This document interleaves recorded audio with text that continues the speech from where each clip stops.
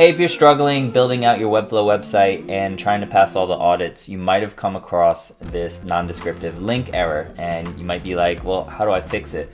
There's some instructions, but they're not super clear, and so I just want to show you in this quick video how to fix it really quickly, and I'll try to explain a little bit to kind of just give some reference into what it is that you're doing with this fix. Alright, so let's go. Alright, so here's the error that we're talking about. It says non-descriptive link content. There's a couple of them. And if you go and you click on the arrow, this will help you find it really quickly where it's talking about. So here's where the error is.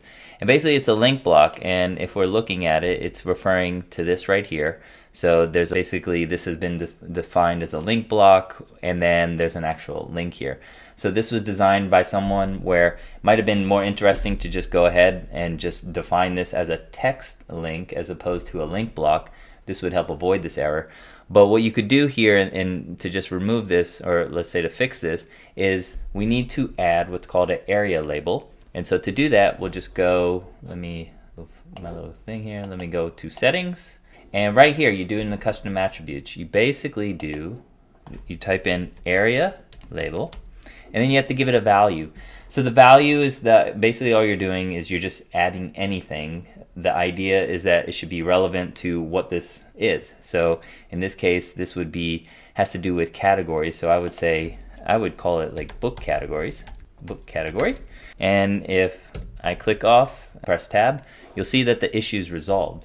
And so that's really all you have to do. And so that's how you fix it. All right, so hopefully that helps. But let me go a little bit further and just explain what we're doing. All right, so with that, hopefully if that was the last issue on your site, then you'd have all green marks and check marks saying no issue found. And so that's what we ultimately want.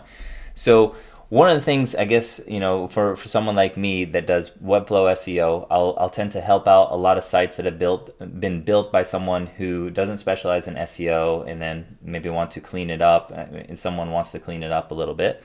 And this is some of the mistakes that you'll see. And the thought is that by fixing all these mistakes is going to help with SEO. Well, in this case, what we just did, by adding this aria-label, it doesn't, let's say, there's not a direct impact. And so if you try to research, like, how does this impact SEO, it's not like it's adding any, let's say, SEO juice that we sometimes think about. But what it's doing is it's helping someone who might have difficulties reading and they're using a screen reader.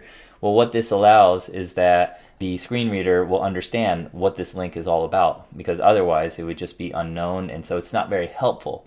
And when something's not helpful, that impacts the user experience. And that's the part where there's a correlation between if you provide a better user experience for everyone that could possibly go to your website, you're just making it more accessible and better to use for everyone, and in turn that could generate longer usage or people spending more time on your site or just wanting to click around more. And so that's kind of like the tie with it, because then if you get those metrics kind of changing or moving upwards, then that becomes the signal to let's say Google or search engines that you're really providing valuable content on the specific topic.